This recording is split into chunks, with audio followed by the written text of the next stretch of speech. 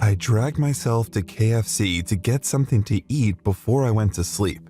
It had been a long day. I had 2 projects to submit at school earlier, and I was able to someone on the table, and the person was cut open. There was a lot of blood everywhere. The waiter was standing beside the table where the person was laid on, his gloved hands soaked in blood. I recognized the person on the table as the woman that just left before I did. The waiter lunged for me. I turned on my heels and ran. I figured that screaming wasn't the best option for me, so I kept quiet and ran in the opposite direction of the restaurant area. I had a few seconds head start, so I used that to my advantage. I could hear him behind me. I took a turn to the right that made him lose sight of me for a moment. I opened a door on my left and dashed in, closing it silently.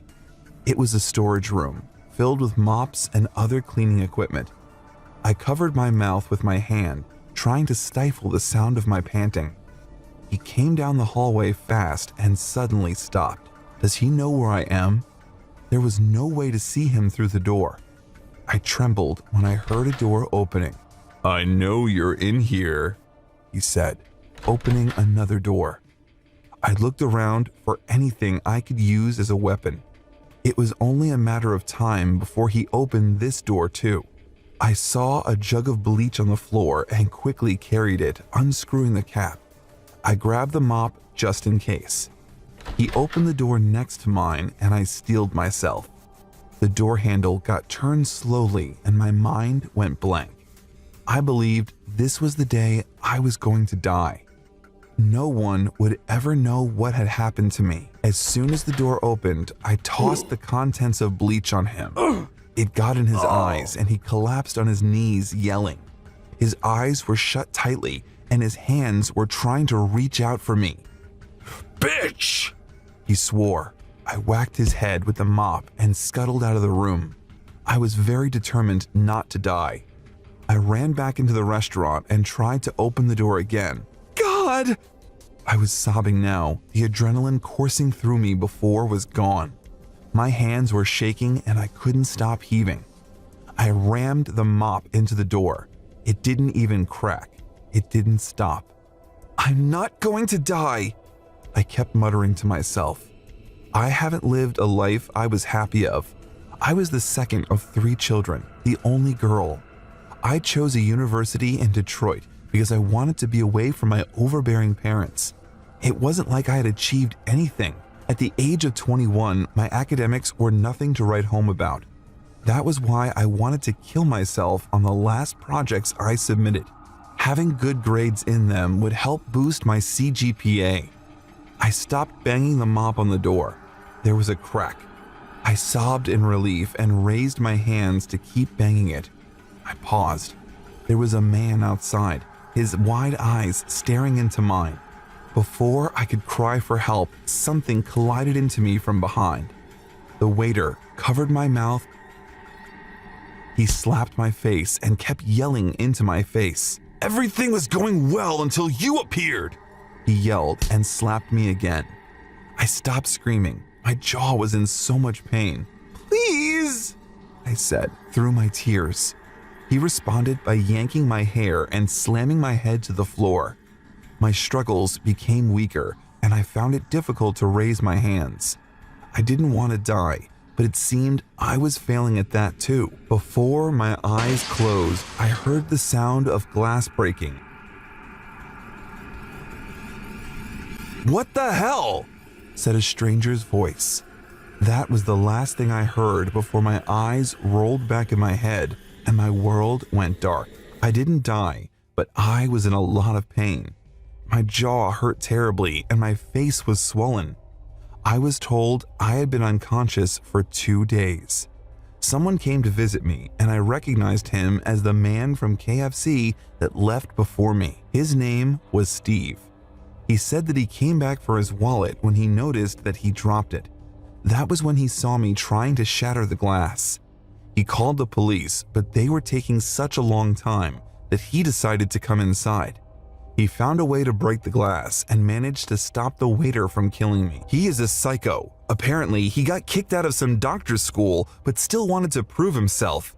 He had been practicing on the people that came into KFC whenever he was on the night shift. I swallowed and thanked him. "My name is Julia, and I'm deeply grateful." Steve smiled at me and told me to be careful before he left. I swore to myself that from that moment, I would start living my life the way I wanted to.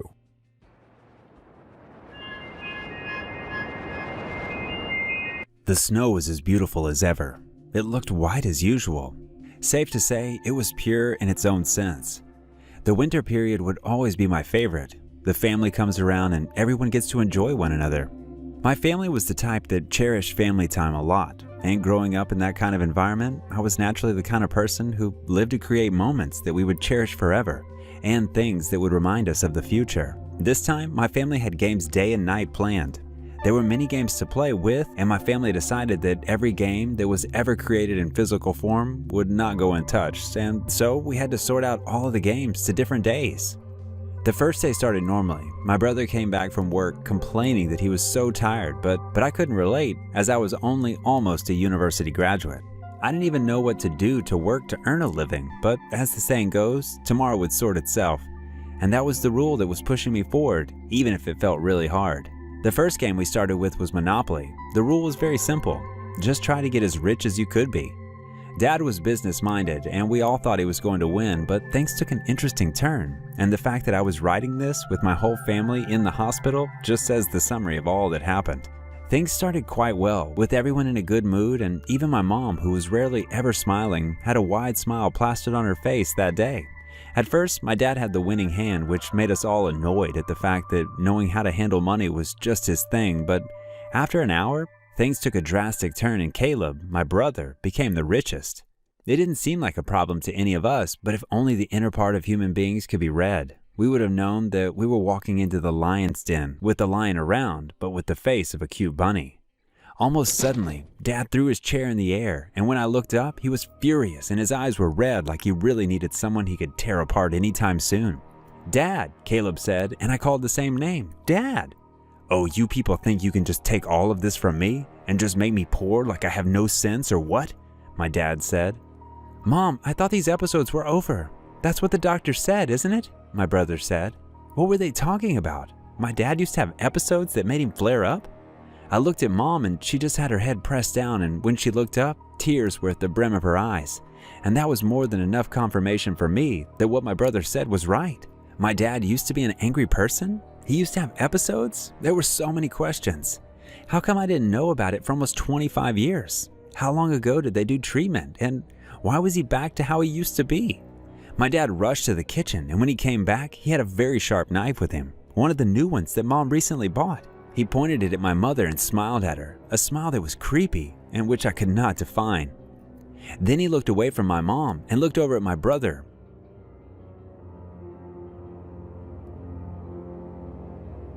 That made me scared, coupled with the fact that I could not tell what he was thinking or why he was moving towards my brother with determination in his eyes. A horrible and creepy determination, and the knife that was with him was pointed towards my brother, just a few inches away from him. My brother didn't try to move or run from the fact that a crazy father was pointing at a knife at him and that he could do anything crazy. Before I could finish processing my thoughts, my brother fell to the ground and blood spilled from his stomach. His skin suddenly went pale. I looked at my dad to see if I was going to find at least one hint of remorse in his eyes, but it was not there. Instead, he walked towards my mom with the same horrible and creepy determination, and before I knew it, my mom's body dropped to the floor too. They were both breathing, but who knew for how long? I looked up at my father again, and this time, he looked confused, and just when he looked at me, I saw tears in his eyes, but I was not moved by that. What happened here? Did I lose it again?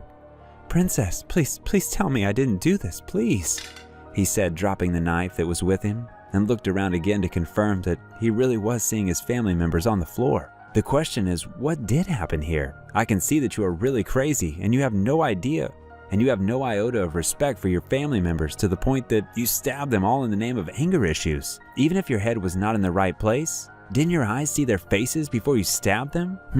I replied him. His eyes moved back to how they were before, red and anger written all over it. He walked towards me this time, and I was hoping that he was not going to do whatever he had on his mind. My head moved and ran from him, but my legs could not run. I was glued to a spot. A part of me had this hope that he was my father and that he couldn't do it, but a part of me told me to run as fast as I could away from him. I trusted him instead, and I just stood there, hoping that the look on his face would change soon. Instead, when he got to me, he pointed the knife at my belly, and he looked me dead in the eyes. I closed my eyes and said my last prayers, but when I opened them, I saw his own body on the floor instead, with his blood around him. He stabbed himself.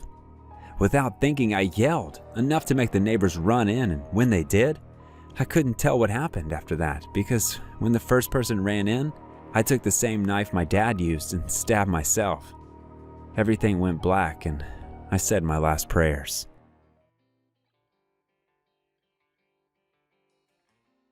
"Sheila, stop!" I protested as my sister dragged me to the bathroom. She shushed me and told me if I didn't want violence, I should comply with her. I sighed in frustration. Sheila was my twin sister, and we were alike in everything other than our personalities. Sheila was bold and daring. She was never shy or scared to speak what was on her mind. I, on the other hand, was more cautious and conservative than she was. Sheila was studying fashion while I was studying psychology. It didn't matter that we had different majors because we were in the same university. Our friends sometimes confused us for each other. I stayed silent as Sheila curled my hair to look like hers. Her plan was the infamous twin snitch. The last time we did it was in 3rd grade. Now I would live a day in her life and she would live in mine too.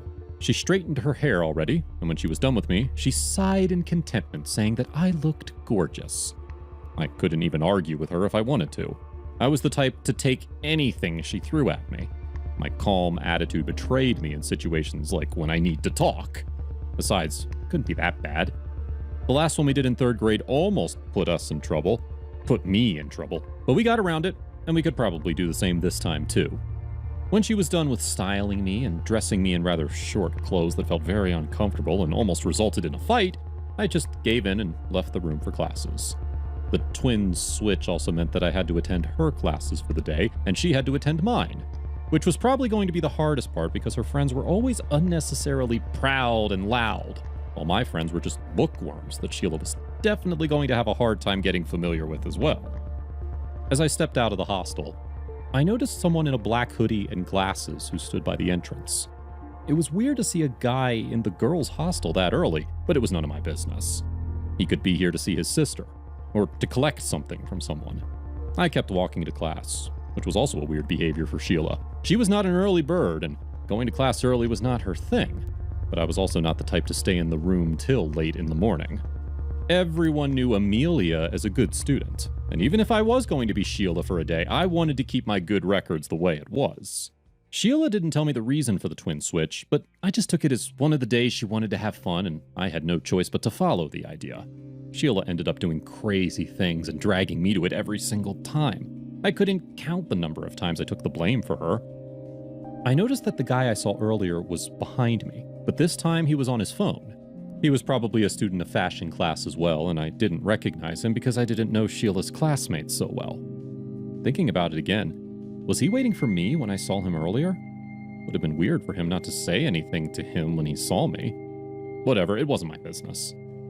I sat down quietly in class, and the mysterious guy sat beside me. I was right, he was also a student of the class. He dropped his bag on the chair. "Hi," he said. I raised my head to see his face turn to me. "Hi," I replied before facing my books that were on the table. "Psychology and fashion class?" the guy asked, which made me realize that I forgot to pick up Sheila's textbooks and give her mine. "Yeah, just a fan of psychology," I had to give him a reply. "Just like I'm a fan of your page on OnlyFans," he said. Quite confused at what he was talking about, I asked, "I don't understand what you're talking about. What page? What's OnlyFans?" I love the pretense. I knew you were not going to admit it, and I know it's been a while since you posted pictures. Have you changed? I know about girls like you, fake bitches. I promise to make your life a living hell and mess you up, he said, and my mouth opened in shock. Before I had the chance to ask for any explanation, he took his bag and he left, leaving me confused. I pushed it to the back of my mind, hoping to ask Sheila about it since it was her class. She could understand it better. The classes went by quickly, and as much as I tried to forget the incident with the guy earlier, I couldn't. It kept playing in my mind over and over again. I was almost out of the class when a hand pulled me by the neck of my shirt. I straightened my posture, and I looked back to see the same guy from earlier, still dressed in his black outfit with his glasses. He grabbed my arm and tightened his grip on it. I yelped, and then he laughed before releasing me. After a long day, I walked into the room to see Sheila in tears and curled up on her bed. When she noticed my presence, she straightened up herself and cleaned her eyes, but not before I could notice it. "Amelia, you're back. How was today? Had fun being me?" She put up her usual bold, confident self, but I could easily see through it. I asked her why she was crying, and she dissolved into tears. She told me that she had opened an OnlyFans account due to the pressure from her friends and because of the money. She got comfortable with posting nudes of herself and other content while being paid through her fans. When she explained the whole thing, I understood it. The same guy who threatened me today had been threatening her for a while now. I got furious and marched out of the room. I knew his room and I would make him pay. As I walked to the boys' dorm, I saw him walking out and quickly hid myself before following him. I knew what I had to do. If anyone was hurting my sister, I'd take care of it by making sure they no longer breathed.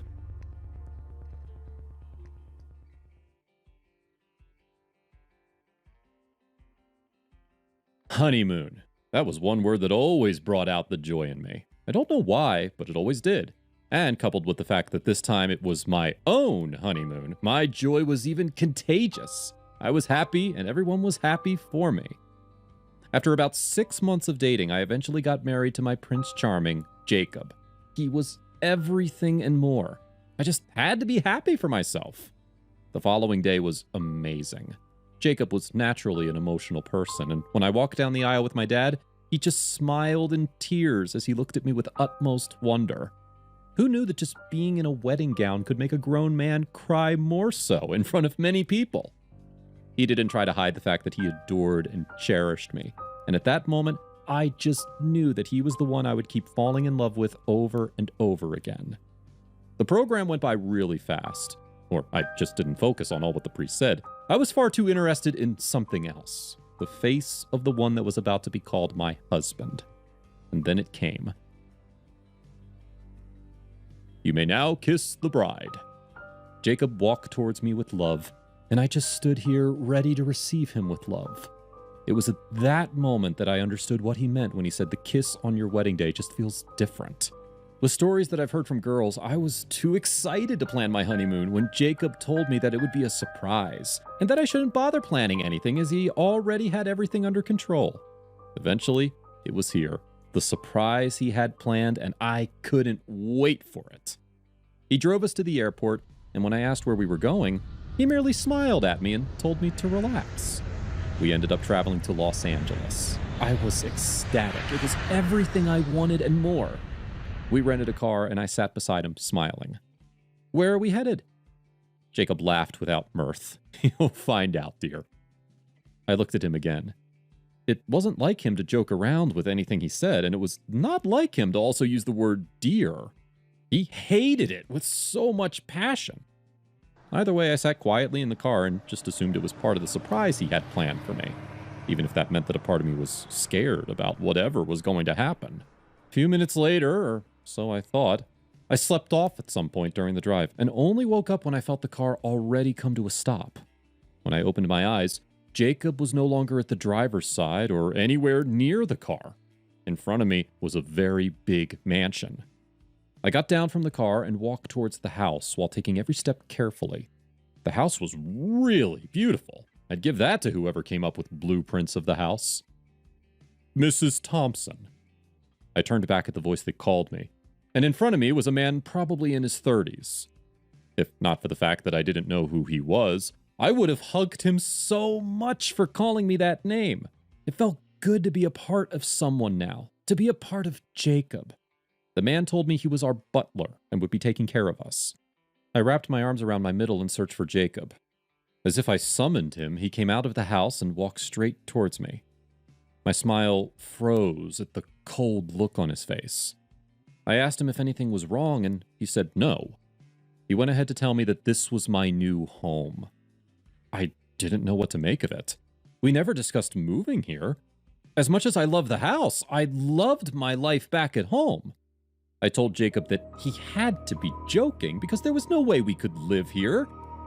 His face turned red with anger, and he marched up to me and slapped my face.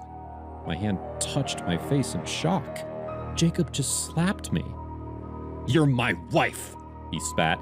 "You do exactly as I say. I own you now." "Jacob?" He slapped me again.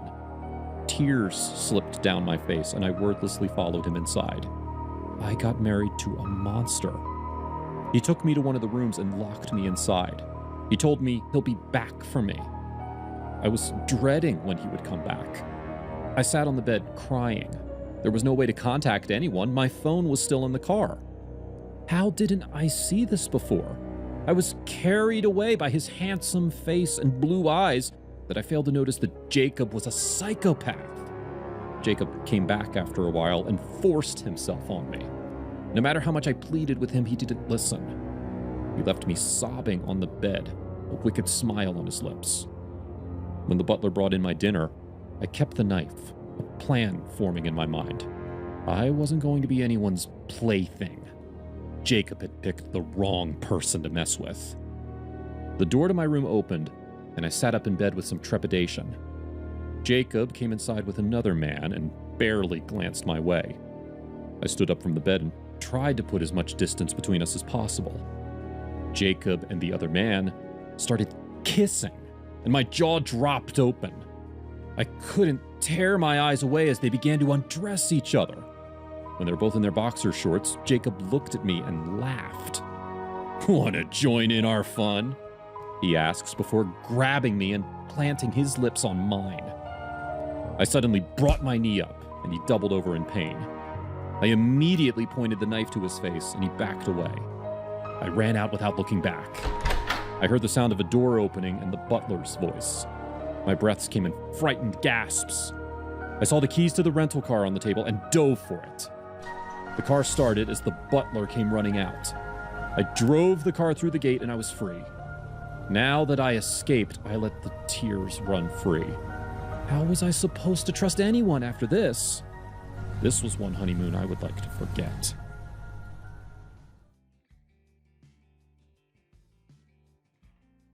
I always thought that my girlfriend was a 10, and to be honest, I have pretty low self-esteem. I'm not nearly as close to her level of attractiveness as I'd like to be. To get a pretty clear picture of me, let me describe myself in a few words. I am shorter than my girlfriend. I have no visible abs, my arms are skinny. I still have pimples on my face even though I am 28 years old. My job, well, is not one I can be particularly proud of. Even though it pays the bills, I work as a receptionist at some hotel at the edge of town. Now, let's move on to my girlfriend. She's tall, has beautiful green eyes, dark hair, full lips, and whenever we go out, people would just stare at her, and sometimes other guys would even walk up to her and ask her for her number. Even though I am right there next to Michelle. That's her name. She would always say that I am the one for her and she loves me. But lately, I don't know. Something feels off. I see her on her phone most of the time, smiling or even laughing. And if I ask what's so funny, she would just smile at me and say that she's talking to her friends. But I didn't think that to be true. I thought she was cheating on me, and it would be just a matter of time until she would break up with me and go for another guy who was in her league. One night, while she was asleep, I heard her phone buzz. I didn't want to be the type of guy to snoop around and to not trust her, but something told me to see who messaged her. I got out of bed, slowly walked to her nightstand, and just as I was going to pick up her phone, I heard, She woke up. "What are you doing, babe?" she asked me while stretching her arms over her head. Nothing. I didn't know what to say. I didn't want her to think that I was going through her phone. I saw her empty glass next to her phone and I knew what to say. "I wanted to go get some water and I saw that your glass is empty, so I'll refill it for you. You know how you feel thirsty throughout the night." I told her while grabbing the glass. "Thank you," she said in a very sleepy voice. I went downstairs, but all I could think of was the fact that she might be cheating on me. After I drank some water, I went onto my computer. I wanted to look up some sort of device so I can track her. I didn't know what I was looking for, so I just typed in girlfriend cheating spy. Those keywords took me nowhere. I changed the search term, but still nothing. Only a bunch of small cameras and stuff. Then, the only thing I could do was to use the dark web. I haven't been there for ages, I said to myself while thinking about it. It was like I was going on a quest or something. Where is it? I searched for the right browser. I set everything up, and there I was, on the dark web, looking up spy devices like an absolute psycho. No, I said quietly so my girlfriend wouldn't wake up. Suddenly, something popped up that caught my eyes. It was very different from all the other devices I managed to stumble across. It was something along the lines of a small camera which can be attached to someone's eye. It could record stuff and even pick up sound. I was more intrigued than anything. I placed an order, seeing it was only $20 with free shipping. Seeing that I can't find anything serious except the joke of a camera, I closed my laptop and went back to bed. The next day, I woke up a little bit late. Shit, I say while looking for my clothes. What's wrong? Michelle asked. I'm late to work and I can't find my pants, I reply while frantically looking around the room. Fast forward, later in the day and I arrived home. Michelle was out with some friends, or at least that's what she wrote on a note pinned to the dresser. I threw my bag on the floor and got into the kitchen to get some water. I saw that the glass was already full and I drank it. All of a sudden, I felt my knees were weak, and before I knew it, I blacked out. I woke up about 3 hours later on the couch, but I remember so clearly that I was just in the kitchen. I got up and said, Michelle, are you home? But I didn't get a response. I grabbed my phone and saw a text message. Order delivered, it said, and the message ended with a link. I didn't want to click on it, thinking it was something spammy, so I just ignored it so I can call Michelle. Hey baby, did you get home? She said. Yeah, where are you? I asked her. Just out with the girls having a couple of drinks, she said. I got nervous. I didn't want to sound controlling, but I didn't trust her friends. They always seemed like they enjoy getting around, if you know what I mean. Okay babe, I'll be waiting for you. Stay safe, I told her. Sure thing. I won't be long. Love you, she replied. I wanted to go to the bathroom, but something seemed wrong. It was like I had something in my eye, and it tickled a little bit. I started rubbing and rubbing. At that moment, I got another message. Don't do that. You'll hurt your eye. I was baffled. Who could have sent that? It didn't say from which number it came from, just like the delivery one. I looked around, looked outside, but there was no one there, just me. I decided to click on the link and it sent me to a video. It was my living room. What the hell? I said. I moved around the house while looking at my phone and I noticed that the video was live. It was broadcasting from inside my house. And worst of all, when I blinked, the screen would go black. This can't be happening, I said while wanting to text the person who did this to me. But I couldn't send anything because I didn't have a number. Instead, I got a new text. Don't bother trying to contact me. You can't. All you can do is speak and I'll hear it. Maybe I'll respond and maybe I won't, the text said. Why did you do this? Do you think it's funny? What did you do to my eye? I asked, speaking by myself in the house. Are you this dense? Why do you think the camera was so cheap? With such impressive technology, I own you now. Everything you see, I see. So if you don't want me to ruin your life and steal every password and every cent you have, be sure that you're gonna pay. Oh, and don't even think about closing one eye when you enter a password or a card PIN. You'll slip up eventually. And I have all the time in the world, the next text said. I couldn't believe it. I was being blackmailed and I couldn't do anything about it. All because I was sure that my girlfriend was cheating on me. I sat there on my couch and thought to myself, what can I do to get out of this mess? But I didn't speak. I didn't want the guy to hear me. In the meantime, my girlfriend came home. After those drinks, she was feeling kind of frisky, but I couldn't let the guy see what I saw. I'm tired, baby, not tonight. I told her. She got upset and went upstairs.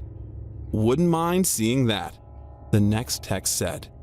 After that day, my life kind of fell apart. I couldn't be with my girlfriend. I couldn't do anything because I was thinking that that guy could see it. I couldn't focus on other things. I couldn't pay attention at work. I nearly got fired because of that camera. The guy kept bombarding me with all kinds of messages, commenting on everything I did. I started to become depressed. I couldn't take it anymore. One evening, I had a little bit to drink, and I don't know why, because of the alcohol or the depression, I went outside, drove drunk to a nearby bridge and hopped up on the ledge. I didn't want to live anymore. I couldn't live like this.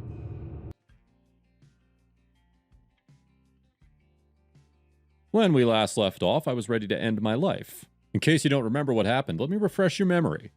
So as the insecure man that I was, I went online to search for devices that would permit me to spy on my presumably cheating girlfriend. I stumbled upon a camera, and the next thing I knew, someone attached it to my left eye. From that moment on, that person was capable of tracking my every move, seeing everything I saw, and basically ruined my life. Now let's get back to what happened. As I was about to end my life, something made me reconsider. I was about to jump when my phone started buzzing. Someone was calling me at that exact moment.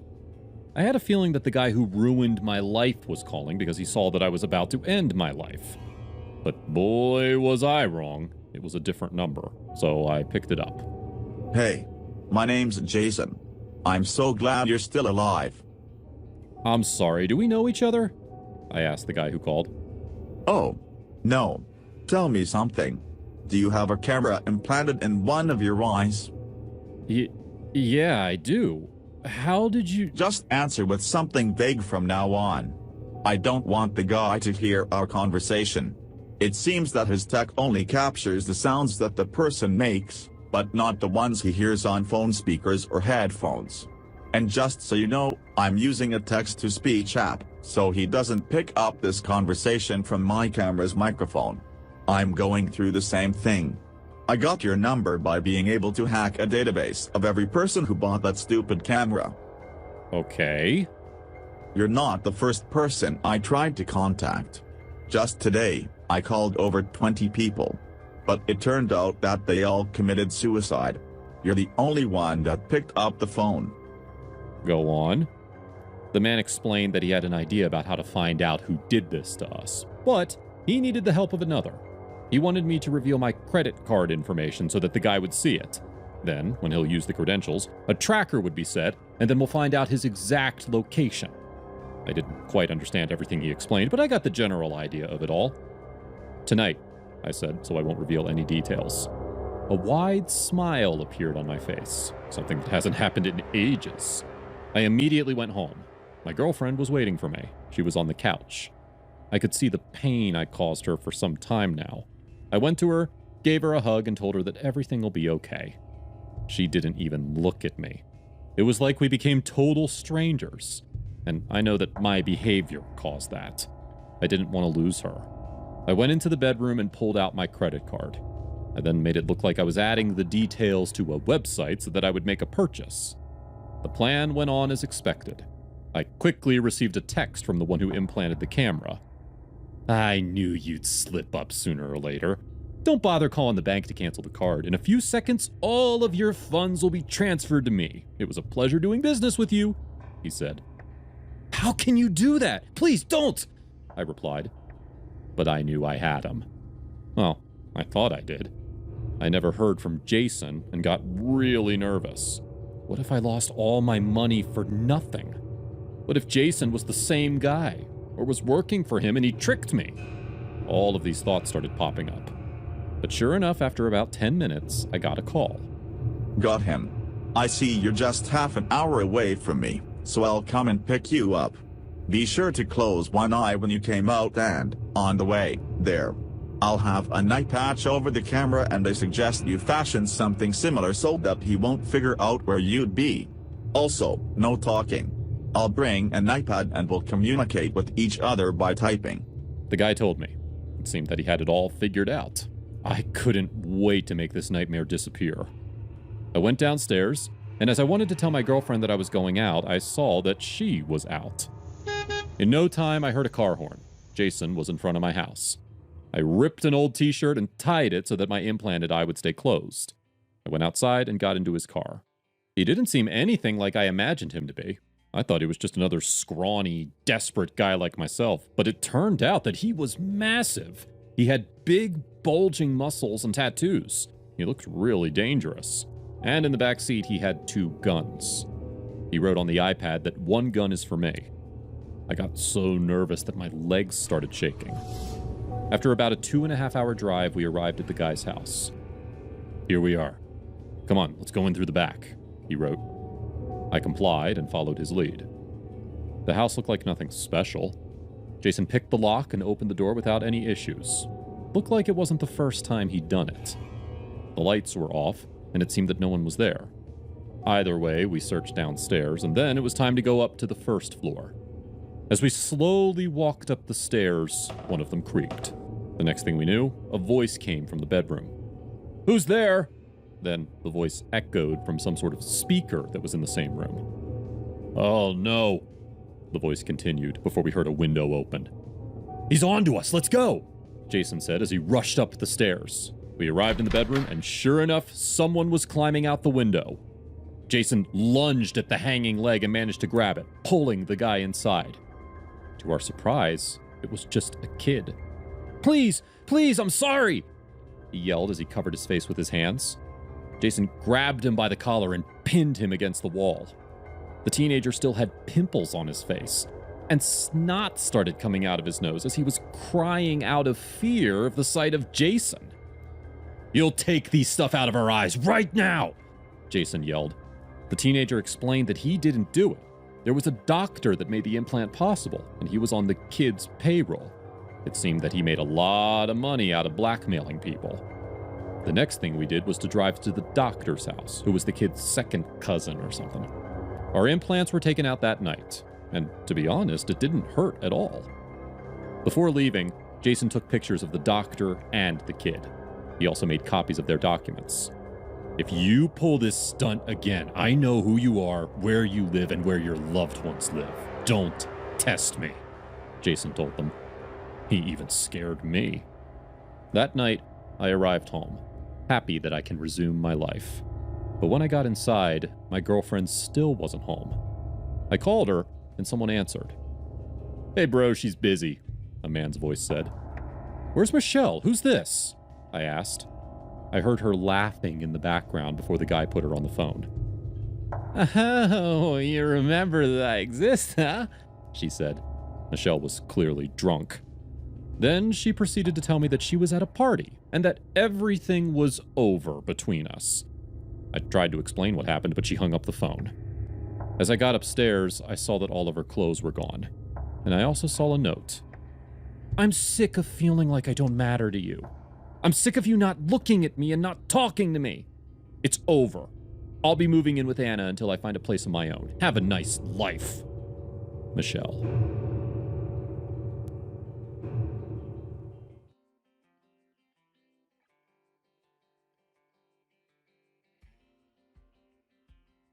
One of the first jobs I had was at KFC. When it comes to the experience working there and the staff, everything was amazing. But something happened to me shortly after I got hired. Something so terrible that it made me quit my job and stay away from that place forever. But let us start from the beginning. I was a young, hopeful teen. I just finished high school, and instead of thinking about parties and having fun, I had a different agenda. I wanted to have my own money. I wanted to be independent. My parents always supported me, but I felt I was old enough to do something for myself. As I was searching for a job, I saw an ad in the newspaper.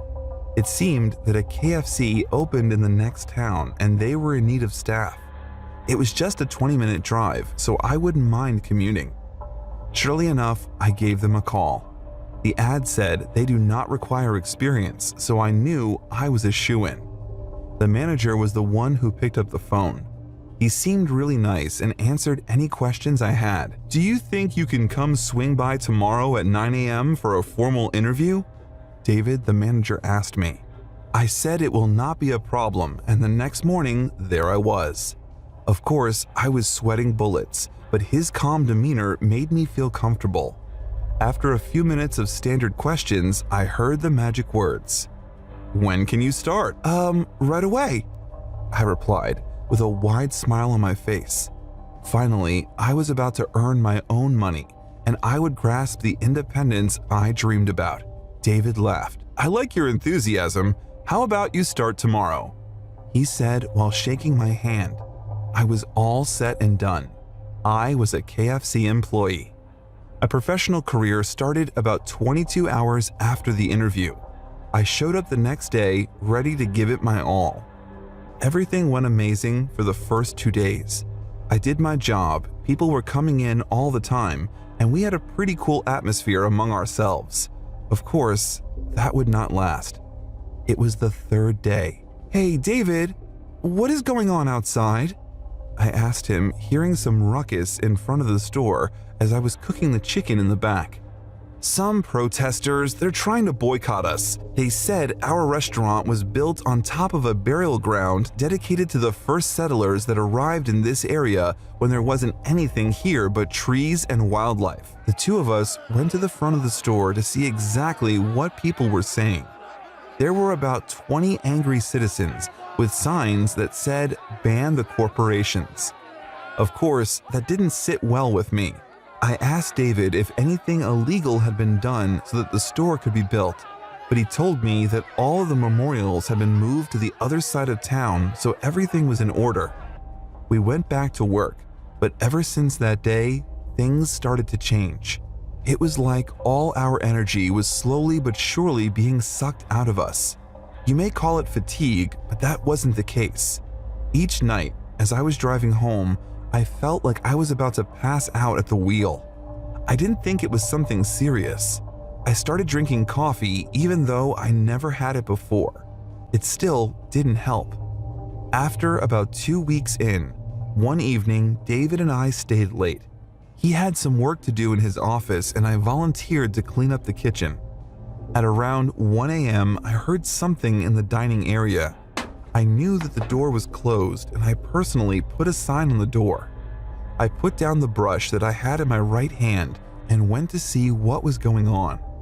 The sound I heard resembled a chair falling on the floor, but as I got there, everything was in order. Then, I went into David's office. "Hey, were you in the dining area just now?"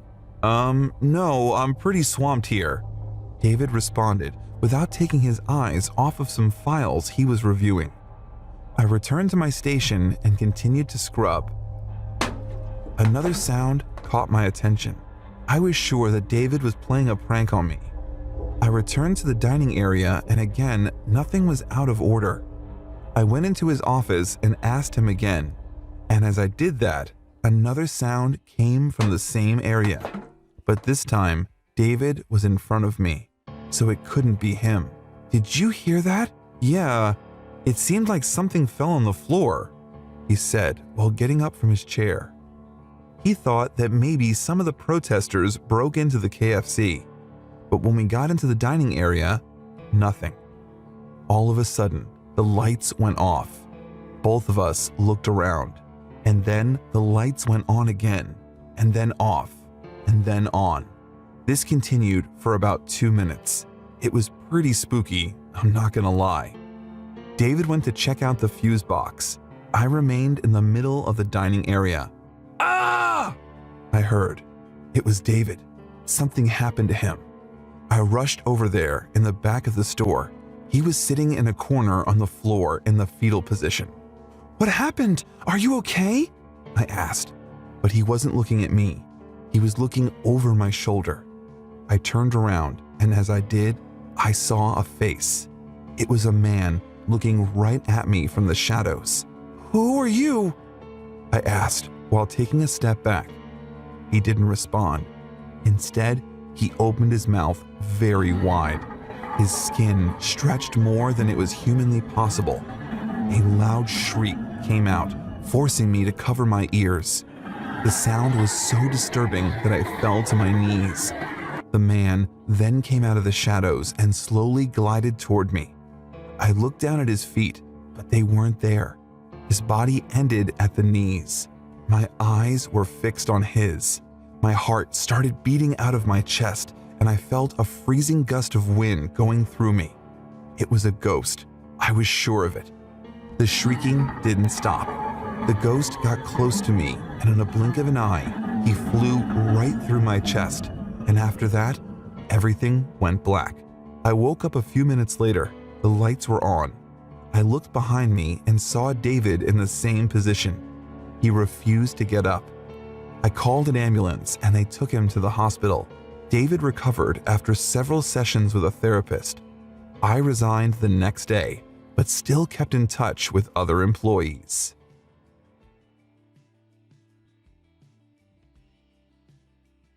I was born and raised in Jacksonville, Florida area, but for college, I went to Auburn in Alabama.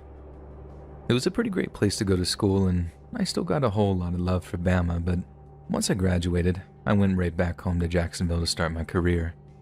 But that meant that every year or so I'd fly back to Auburn to hook up with my old college buddies for some heavy reminiscing and some equally heavy drinking. So this is back in 2007, but I flew out of there to spend a weekend with the old frat boys, and while we're out drinking, one of them pulls out a pack of cigarettes.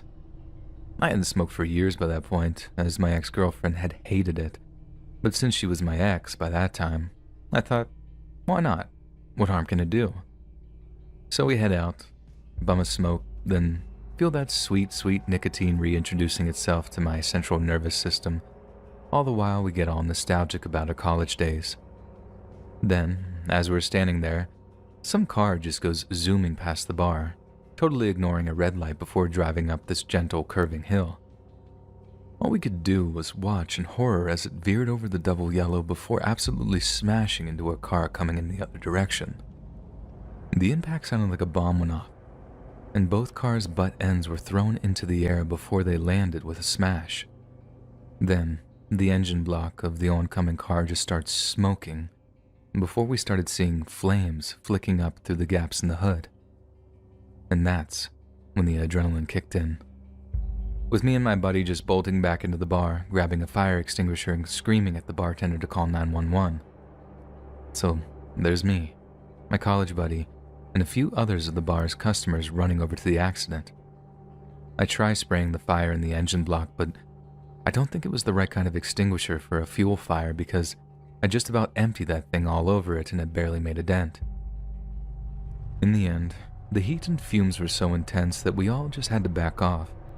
I mean, people were gasping for air after taking a lung full of smoke, and besides, the fire was just totally out of control. The thing was, we'd been completely unable to rescue the driver of the oncoming vehicle. The driver off the speeding car was just a mess, and I kind of figured that there was no saving them. No seatbelt. There wasn't. But the woman in the oncoming vehicle was trapped, and as much as we all tried, we couldn't get her free before the flames took hold. We had to listen to that woman burning to death, and let me tell you, it's a million times worse than you can possibly imagine. All those death scenes in movies, they're really just acting. You can't ever get that tone or pitch to a death scream unless a person is actually dying. And I learned that on that night in Bama. The fire department got out to us pretty fast, but it was too late. Then the cops walked some of us back to the bar to take statements. My buddy kept me up to date with the case after I flew back to Florida, and I'm sorry to say, it didn't stop being messed up. So the woman who died was only like a block away from her house, and she was a new mom, while the speeder was some drunk, stupid trust fund kid. Only, remember how I said the kid looked deader than a West Texas salad bar? He actually survived. He lost a leg or an arm, I think, but yeah, he got to carry on living when he had absolutely no right to.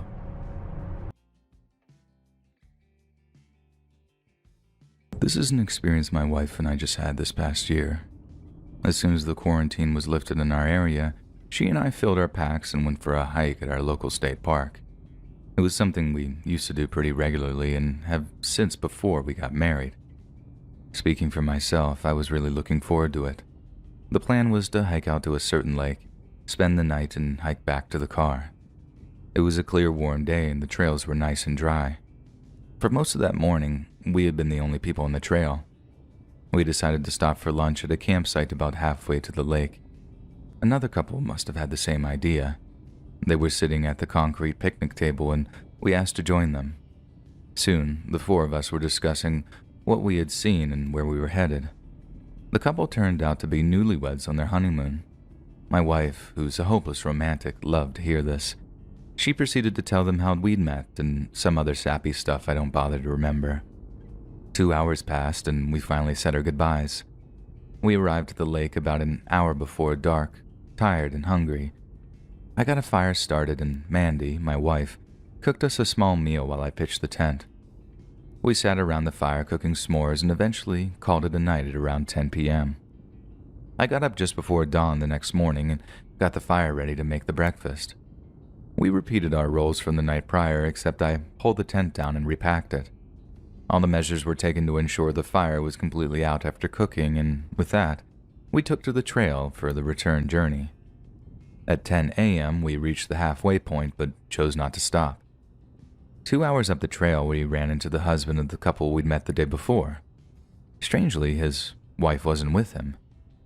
Mandy asked him about her location, and the man said that she'd become ill the night before and returned home. When he said it, he looked nervous and couldn't look either of us in the eyes. Before either of us could ask anything else, he said that his wife had insisted he finish the trip alone. It sounded a bit strange, but we had no reason not to believe him. A group of people came walking up about that same time, and the husband excused himself to talk to them. I wasn't interested in prying any further. Their marriage was none of my business, I thought.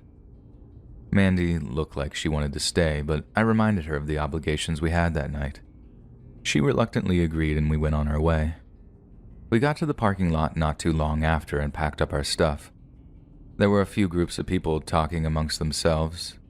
As we pulled out of the lot, several more cars, including a ranger's truck, were pulling in. Once again, I thought nothing of it. We made it back home that afternoon and handled some family things. It wasn't until breakfast that we heard the news. I had grabbed a cup of coffee and sat down in front of the TV. I flipped it on just in time to receive a report of a dead female camper. When they showed her face on the screen, I almost choked on my coffee. It was a picture of the woman we had met just 2 days prior. I yelled out to Mandy to join me in the living room. I wanted to be sure of what I was seeing. I didn't have my glasses on at the time, and I pointed at the TV and asked, "Isn't that one of the newlyweds we met at the park?" She watched for a moment and let out a shocked gasp. Just then, a wedding photo of the couple appeared on the screen. Mandy grabbed the remote from my hand and turned up the volume. According to the husband, the couple had been at a cliffside that was a popular lookout. Mandy and I had been there once or twice ourselves in the past. They had watched the sun rise, and as they were preparing to turn and leave, the wife lost her footing and fell several hundred feet to the ground below. It was certainly possible, but something bothered me about it. Why hadn't he mentioned this to us? More so, what was up with the illness story? It couldn't have been more than a few hours after the incident had occurred. None of his behavior made any sense. I know if something such as that happened to me, I'd have been a mess. We had passed at least 15 people that morning and not a soul talked to us. It all seemed fishy to me. I was glad to see that Mandy agreed with me. It looked as if though her instincts had been right once again. Just don't tell her I said that. After a long discussion about our responsibilities and the like, we agreed that we should contact the law enforcement involved in the case. And as it stood, the husband isn't under any suspicion. Not publicly, anyways. I contacted the sheriff's office and told them what we knew. The deputy put us on hold for a moment, and when he returned, he said someone may reach out to us in the future. But it's been almost a year and no one has contacted us. And this is what brings me to emailing you here. What do you think? My instincts and my wife's tell us that a crime may have occurred. We, however, have no proof or any real justification for our feelings. And that's just what they are, feelings. Certainly if law enforcement believed we had something to offer, they would have already contacted us, right? I don't want to be a nuisance, nor do I want to cause trouble for a grieving man who by all appearances is a decent person. But help me out here. Should I keep pushing or leave the police to do their jobs? I just can't shake this nagging feeling that a man is getting away with cold-blooded murder. Come on, we don't want to be late. I groaned before getting up from my bed.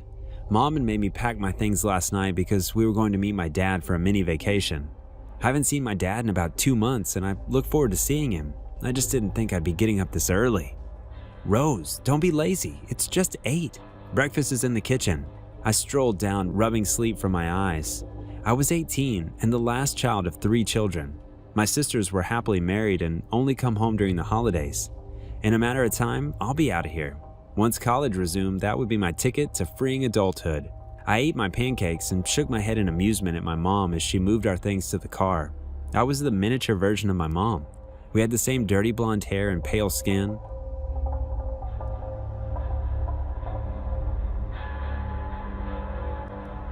My mom ordered me to get ready, and I had to hurry so as to not risk her wrath.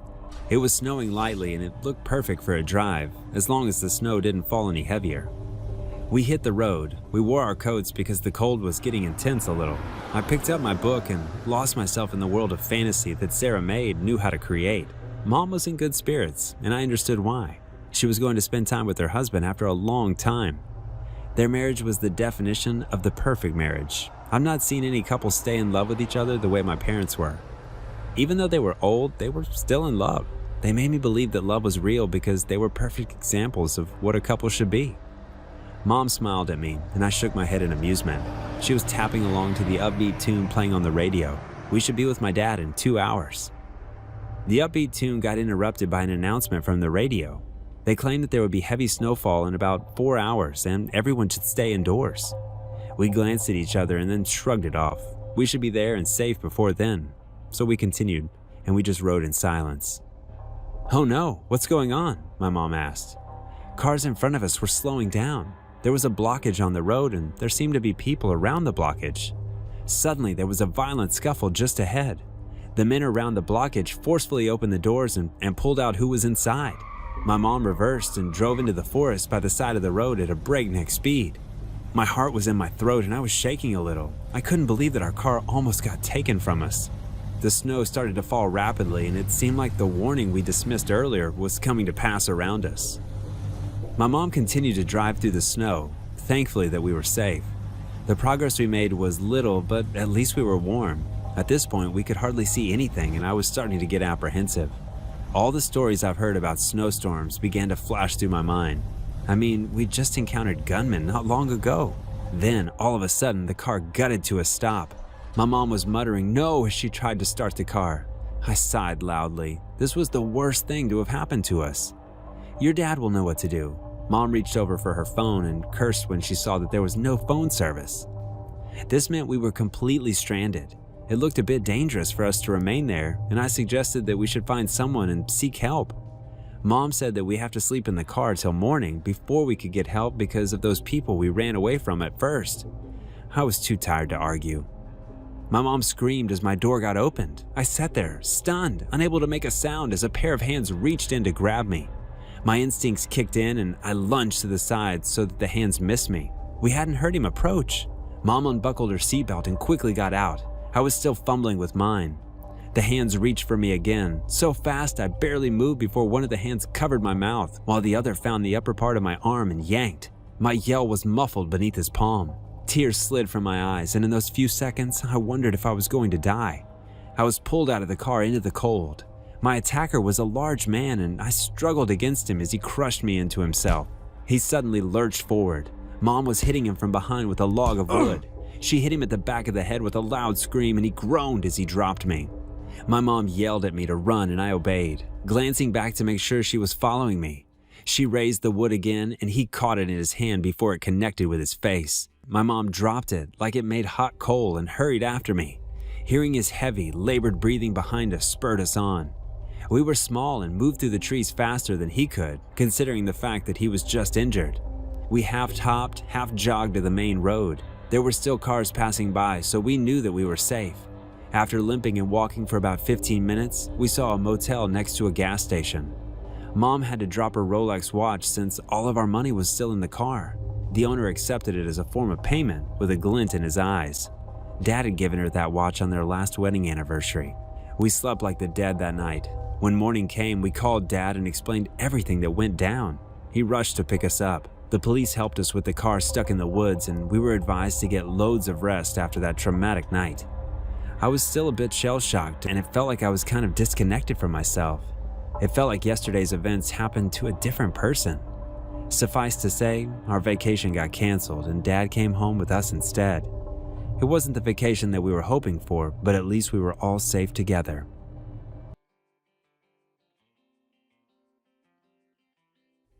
I wasn't going to tell this story.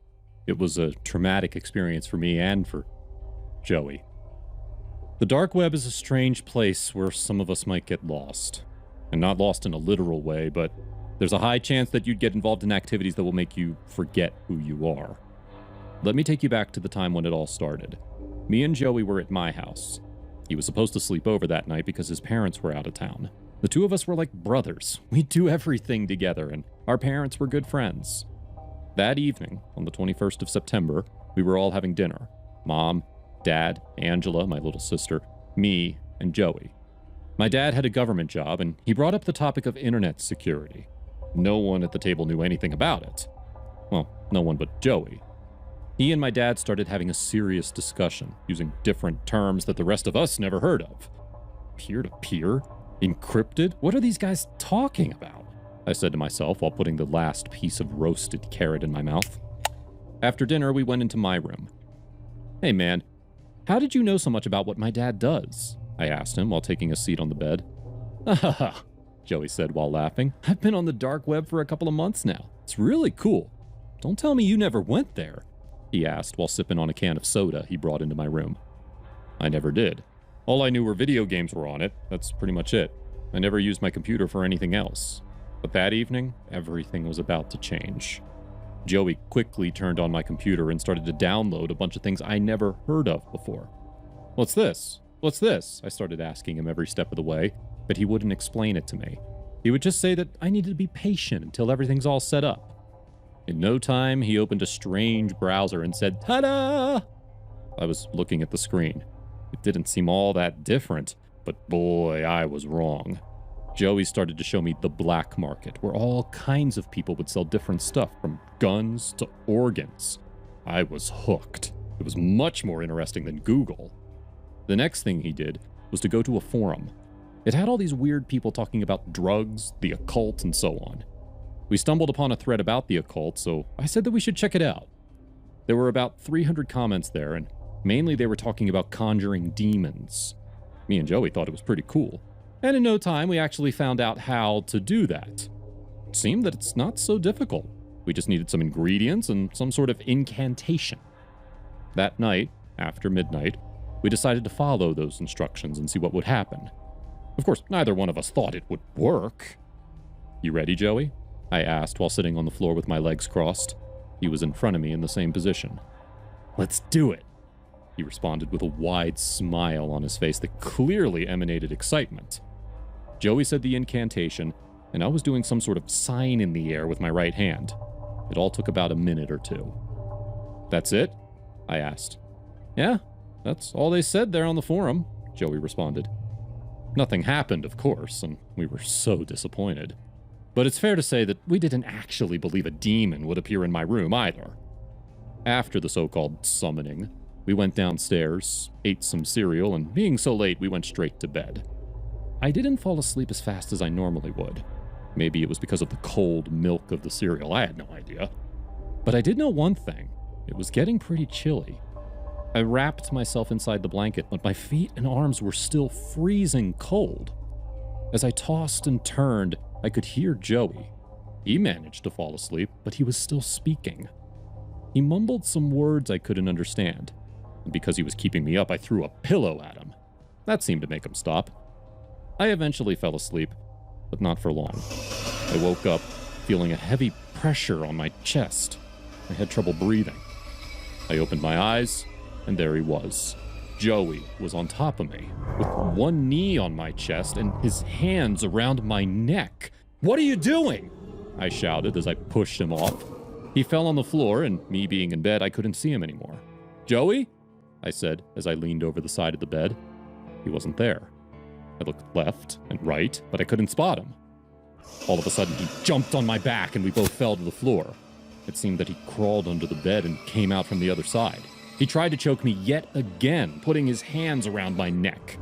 I felt woozy as the blood supply to my brain was getting cut off. I reached to my right and got my hand on a snow globe. I don't know why I had it on the floor next to my bed since it was September, but now I'm lucky I didn't clean my room. I cracked him over the head with it, and that made Joey fall off of me. I got up and turned on the lights. "Joey, what the hell are you doing?" I asked. I couldn't see him anymore. I walked around the bed, and there he was, on all fours, looking at me like a wild animal. "What's wrong with you? Are you okay?" But he didn't answer. His eyes were bloodshot, and drool was coming out of his mouth. We both looked at each other. All of a sudden, he focused his attention elsewhere. He looked at the window, and without any warning, he sprinted toward it, still on all fours. I didn't have time to say or do anything. He jumped through the glass, breaking it to pieces. I ran to the window to see if he was all right, but he was gone. For good. My parents came into my room after hearing all the ruckus. I told them what happened, and they called his parents and the police. That night, it was reported that one little girl was almost killed in her own bed.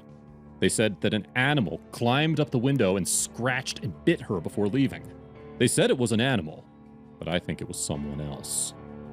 I never saw Joey since that night, but I still have a feeling that sometimes, at night, someone's looking at me through my bedroom window.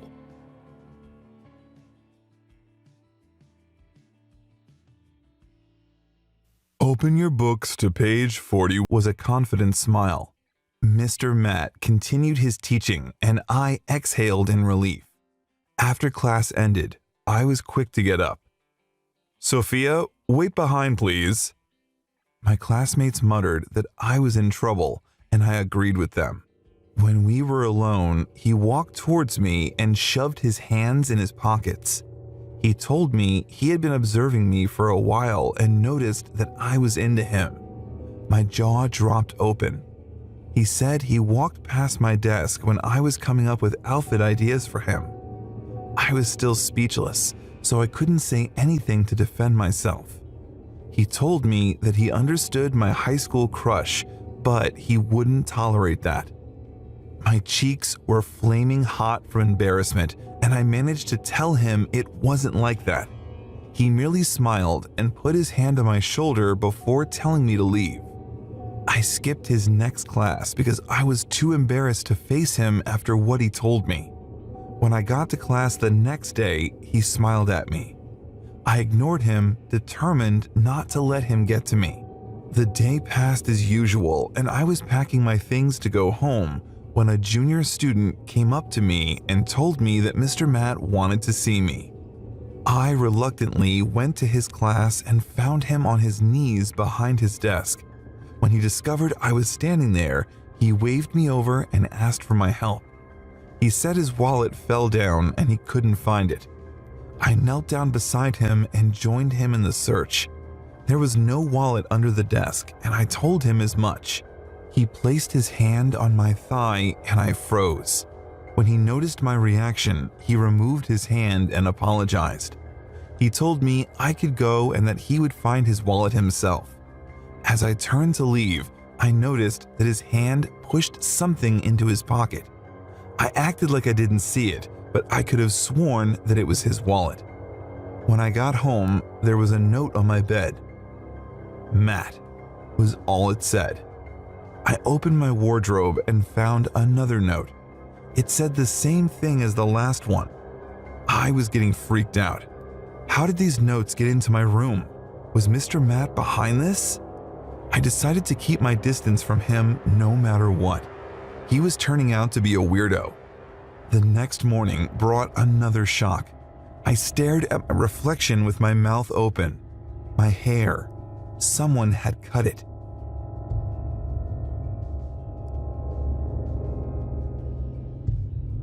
kept asking myself how it happened, but no answers were forthcoming. I went to school with my stomach in knots. Math was my first class, but I was so out of it that I didn't know when the class was over. Sophia? I glanced up to see that the class was empty and Mr. Matt was grinning at me. Is something wrong?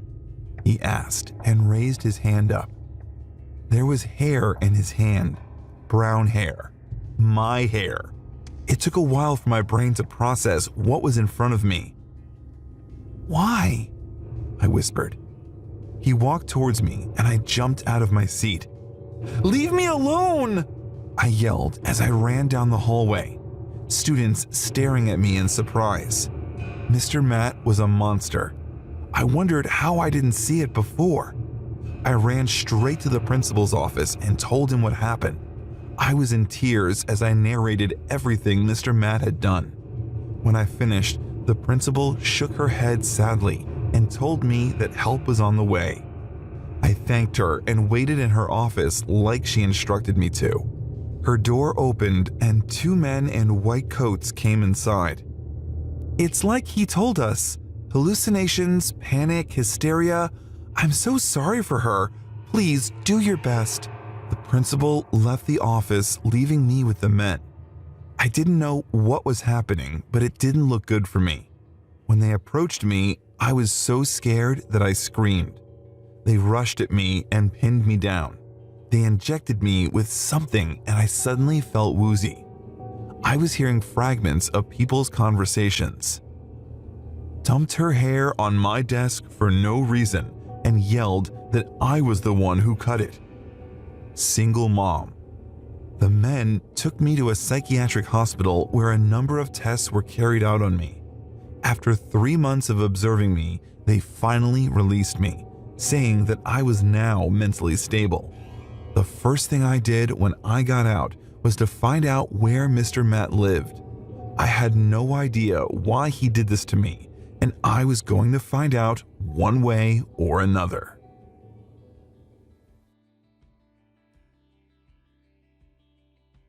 Although this story is far from over, the majority of what I'll share occurred about 12 years ago. It's around 2009 and I'm still living with my folks. We've moved into the neighborhood when I was 13. Not long after I discovered the woods across the road, I was sort of forced into making the woods my sanctuary because of the bullying I experienced and all the turmoil at home. This neighborhood didn't have many kids living in it, and the few there were older, among other things. All the hostility made me a very nervous kid. Any free time I had was spent alone. I got curious one day and wandered into the woods. There didn't appear to be anyone but me out there, and this gave me a strange feeling of safety, something I'd not felt for a long time. I found this small circle of cedar trees that made a secret open area and made it my clubhouse of sorts. As time passed, I began spending more and more time in the trees. I even accidentally fell asleep and spent the night out there once, and I was sure my parents were going to freak out, but they hadn't even noticed. This was the only excuse I needed. I began camping in my clubhouse every once in a while at first. I wasn't missed a single time. I knew I was going to need some camping supplies now, though. I tried bringing things from home, but they wore out fast. Asking my parents for money was out of the question. I began going door to door and offering my services as a lawnmower. I'd never mowed a lawn in my life, but that wasn't important. The real problem was finding a lawnmower. I would sneak my dad's mower out and do a job, but eventually I was caught and actually caught a beating for it. Fortunately, I had enough money by then to buy a really terrible one of my own. It took all the money I'd saved, but it was a much safer way to make it.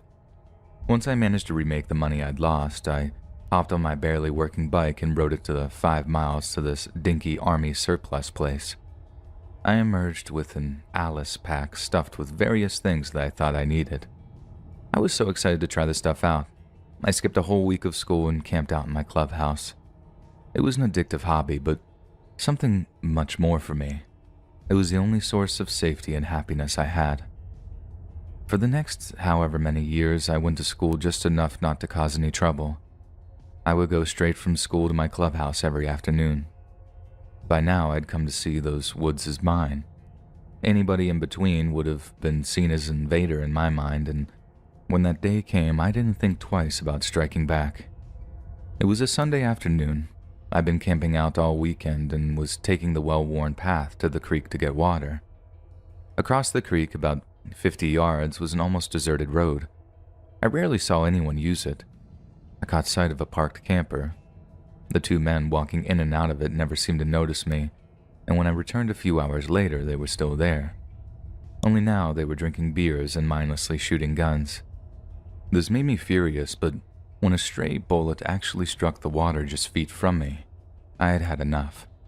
I ran the mile back home and called the sheriff. I assumed my call was anonymous, but now I'm not so sure.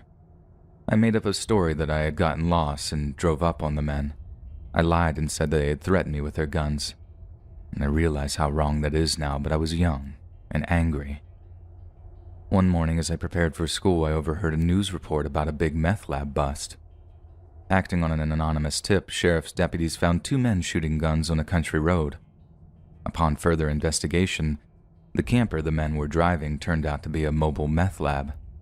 The two men were taken into custody and were being held pending bail hearings, and I knew this had to have been the call I made. The seriousness of the situation scared me, but I was confident no one would know that it was me that had made the call. And for the next year, I even followed the case. About 3 months before their sentencing hearing, I received an unnamed letter in the mail, and it simply said, "You mess with the wrong people, kid." A jolt of ice-cold fear shot through me, but I still doubted it was from the two men. Any doubt I had was removed when another came the next week, this one far clearer. "You better pray we get time served." I was too terrified at the time to wonder how they knew that it was me. I'm still not sure how they identified me, but the how no longer mattered. The letters continued to arrive. When the day of the hearing came, the news was not good. Both men were felons found with multiple firearms. Adding on the manufacturing charge, and you get a minimum of 10 years. The judge was not feeling generous. He gave both of the men 20 years. I was sure my days on Earth were numbered. I stopped going to school and spent all my time in the woods. I wasn't foolish enough to think that it would keep me safe, but if I was going to die, I wanted to die somewhere I loved. A strange thing happened, though. The death I was expecting never came. Month after month, I became more confident that it all had been a joke or more than likely just an intimidation tactic. My life flew by, and this last 10 years has been a series of ups and downs. The meth heads have been the last thing on my mind. Then, last week, a new anonymous letter showed up at my apartment. "You better write a will. The end is close at hand." I involuntarily dropped it like a hot potato. My girlfriend was with me and witnessed it. She picked up the letter and read it, and I could tell she was concerned, but I played it off as a prank and refused to explain. And just like that, a ghost from my past reappeared into the present. You can probably guess what this unwanted news had done to me. I feel like I'm constantly looking over my shoulder everywhere I go. I'm terrified these monsters may go after my girlfriend and newborn child. Going to the cops was a brief consideration, but without any proof of who the sender is, I know there's not much they can do. My options seem to be limited. Without anyone else to talk to, I'm anonymously emailing this in to tell my story. I'm not sure why. It could be because of the anonymity of the internet. There's not much more I can say other than to tell you all to be careful of the choices you make as a child. Wish me luck, and please pray for me and my family. I know that love is something we all look for throughout our lives, and I was lucky enough to find it. But unfortunately, it was taken away from me way too early. I met my wife in college. She was an art major and I studied finance. I always wanted to be rich, and I thought that finance was the way to go. At a frat party, when me and my buddies were getting drunk out of our minds, the most beautiful girl came through the door. She had blonde hair, green eyes, and a figure that would put most models to shame. Sure enough, every guy there wanted to get with her, and as hard as they tried, nothing came out of it. I knew she was out of my league, and I was the only one who didn't approach her that night. I guess that made me stand out because as the party went on and I was sitting on the couch trying to sober up as I had an exam the next day, she sat right next to me. "Nice shirt," she said, as she revealed the most enchanting smile I ever saw. I remember it as if it were yesterday. I had a Blink-182 shirt. It was my favorite band at the time, and it seemed that she was also a fan. "Thanks," I said, while the room was spinning around me. We started talking, and seeing that I was kind of dizzy, she brought me a coffee. It was love at first sight, for me at least. She later said that it was also for her, but I didn't buy it. Fast forward, and there we were on our wedding day. We both graduated college, and after I met her, I really got on track. I stopped drinking so much and found myself a great job right after college. It paid well, and I can say that the future looked bright. The party that brought us was leaving. We stood there on the beach taking it all in. I can't believe we're going to have the entire place to ourselves. We can walk around naked. We can do whatever we want with no restrictions, Amanda said while kissing me passionately. I was thrilled with the naked part and couldn't wait to do it. That evening, I made a barbecue as the fridge was filled with the most expensive meats, from Wagyu to Black Angus. It's delicious. God, it's amazing to eat under the stars. And the sky is so clear here, Amanda said while taking a bite of her food. This whole week will be amazing, I know it, I told her while putting my hand on her. But instead of amazing, I should have said horrifying. The next day, we went swimming and cracked some coconuts as it was something she wanted to do for a long time. We had an amazing time. And the best part of that day was that we walked around naked without anyone interrupting us. However, that night, something happened. We were sleeping soundly when I heard the door open. I woke up and went to see what was going on. It was indeed open. But what could it have been? We were alone there, so I blamed it on the wind. As I was closing it, I heard a voice coming from behind the trees. I slowly went over there after I grabbed the biggest knife I had. I cut through the thick vegetation and saw a small fire on the ground. And next to it, a woman sitting there with her back toward me. "Hello?" I asked. She didn't respond. I started walking toward her. As I did, she started speaking, but it was a language I couldn't understand. It seemed like she was speaking and singing at the same time. Shortly after, she started flailing her arms out, and I noticed that she was holding a bunch of dried up leaves that were smoldering. I went in front of her. The woman had a strange face, and her eyes were closed. She kept moving her arms and saying those enchantments. Everything got cold all of a sudden. I only had a pair of shorts and a t-shirt on. It felt like the temperature dropped under 40 degrees. "Excuse me," I said while putting my hand on her shoulder. At that moment, she opened her eyes. I fell on my back. The woman got up. Her eyes were as white as snow without any pupils. "You lost her!" the woman yelled in English, and a cloud of red smoke surrounded her. I had a hard time breathing. My chest was hurting from all of that smoke. I started coughing and gasping for air. I rolled around the ground, trying so hard to get away from what was suffocating me. Finally, I managed to get some oxygen into my lungs. I got up, but I still felt woozy. I looked around. The woman wasn't there anymore. And the small fire that she had in front of her was gone too. No trace of it. I went back to Amanda. "Did I hallucinate? What the hell do they put in this water?" I said, trying to make myself feel better. I went inside the house and walked straight to the bedroom. "Amanda?" I called her upon seeing that she wasn't in the bed. I yelled again and again, but she didn't respond. I went outside to look for her. As the sun came up, I noticed something in the water. A head of blonde hair glistened in the sunlight. "Amanda, what are you doing?" I yelled as she was going further and further into the ocean. I jumped in the water, swimming toward her, but it was like the current was taking me back to shore. No matter how hard I tried, I just couldn't reach her. All I could do was look at my wife as she disappeared into the infinite ocean. Years later, I stumbled across a legend from those parts.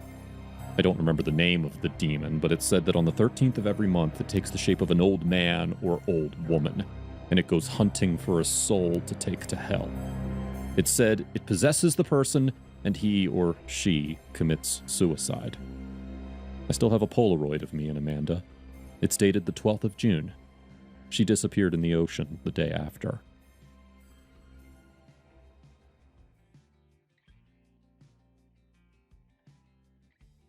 We all had that one teacher who was our favorite.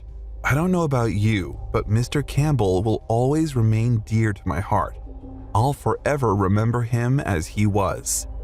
On a Monday afternoon, Mr. Campbell, our history teacher, opened the door to our classroom. As he started to write, I noticed something on his wrist that reflected the sunlight right into my eyes. Mr. Campbell had a gold bracelet, and it seemed to have some writing on it. After class, he told me to stay for 10 more minutes. He wanted to give me some advice about which college to go to. So, Darren, I know you're keen on… Before he could finish his sentence, I interrupted him because the curiosity was killing me. I'm sorry, sir. I don't mean to be rude, but what's the story behind that bracelet?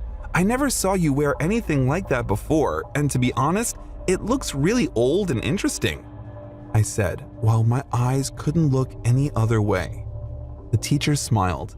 I could tell that he had an amazing story behind that piece of jewelry he had on his wrist. I had a feeling that it's something vintage that you won't be able to find in any store. Mr. Campbell then started to tell me where he got it. He always had a gift for storytelling, and of course, he didn't disappoint. He told me that he was walking on the way to the park one day. That's what he usually did after work. He took a stroll through the trees. I think he mentioned one time that it helped him clear his head.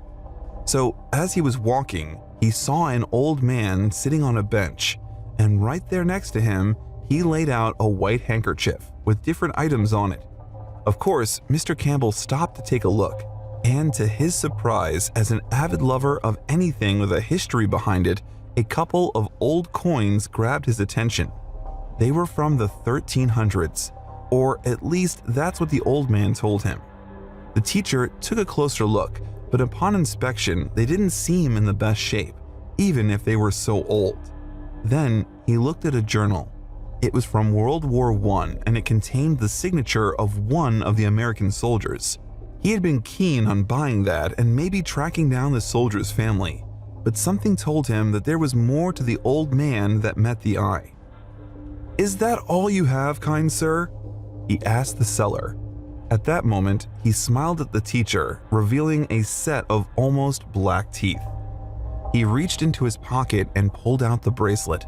Campbell was fascinated by the inscriptions and the story they had behind them. As he was telling me the story, another teacher came into the classroom. "There's a 4 p.m. meeting in the teacher's lounge." Campbell nodded and smiled. He was as excited to tell his story as I was to hear it. "So, what's up with it? Is it old or something?" I asked him. The teacher said that he found out from the old man that the inscriptions had been hand-carved by an old English lord. He loved his fiancée so much that he decided to do it all by hand. As I looked closer, I could see it said, "Nothing above, you are the heavens, AP." It seemed that he was so in love with her that he gave all of his riches to her. Houses, horses, gold, everything.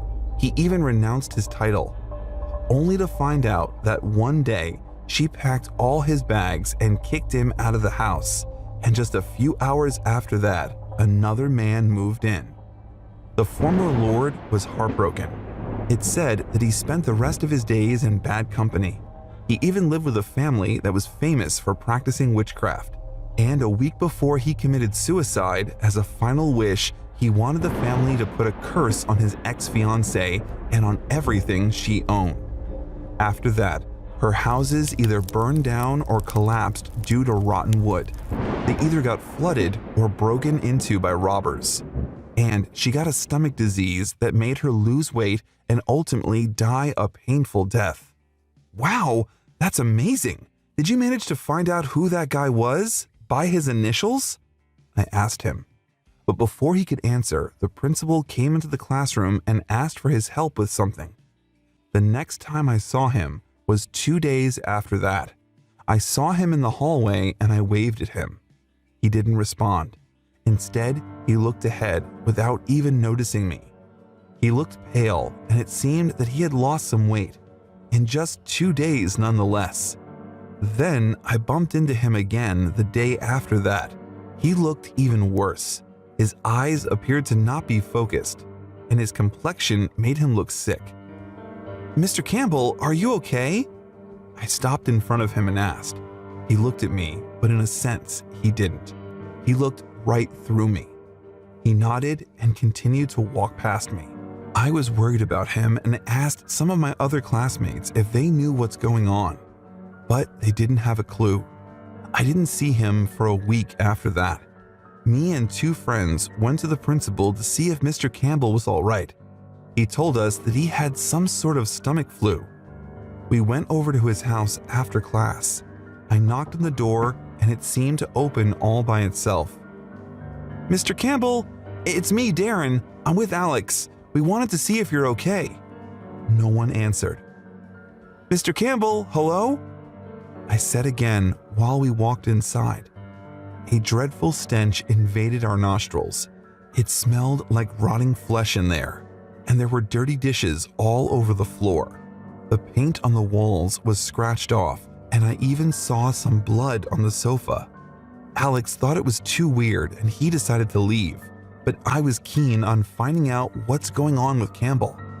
Seeing that the living room and kitchen were empty, I walked upstairs. With each step I took, a weeping sound caught my attention.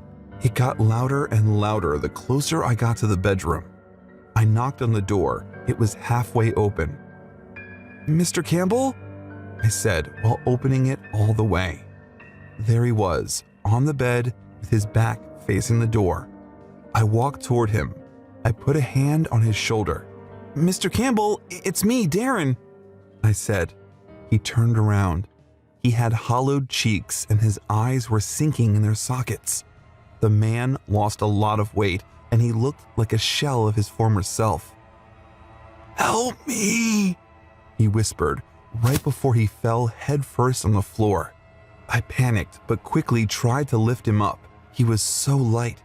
I put him on the bed, but his eyes didn't open. I started dialing 911, but at that moment, he spoke. But it wasn't his voice. It sounded like a demonic woman's voice. "I despise you, Alistair. I pray that you rot in hell." "Alistair? AP?" I said to myself before a deafening scream filled the room. "Ah!" Campbell's body started convulsing. His chest was rising off the bed as if he was levitating. The bedroom door shut all by itself. I tried to open it to run away, but it was locked. It looked like the body of my teacher was twisting and turning in the air, while at the same time the deafening scream refused to stop. In fact, it got louder and louder. I felt like I couldn't take it anymore. I pushed my hands so hard on my ears that my head started to hurt. It all sounded like I was in hell. It was unbearable. But out of nowhere, his body fell on the floor. The screaming stopped. I got up from my crouched position and checked on my teacher. His heart stopped. As I was calling the ambulance, I accidentally touched the bracelet. Immediately, it burned my skin. And as I removed my hand and took a closer look at the injury, I saw that it left a mark. The paramedics came and declared Mr. Campbell dead. They asked me what happened, but I couldn't tell them anything. I said that I found him like this. No one would believe me anyway. Before they came, I removed the bracelet with a piece of the bedsheet. That evening, I went to the lake and threw it in the water as the moon was shining in the sky. As I returned home through the park, someone was sitting on the bench. It was dark and late. Usually, the park's empty at that hour. Anyway, I passed by the man and kept walking. "It'll come back, you know," I heard. I quickly turned around, but he wasn't there anymore.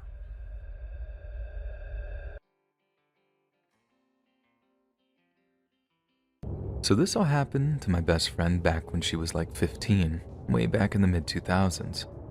We live in rural Alabama, like right out in the middle of the sticks, and one Friday night, her dad gets a hankering for a basket of Royal Reds. They want to head out, but they also couldn't get a sitter at such a short notice.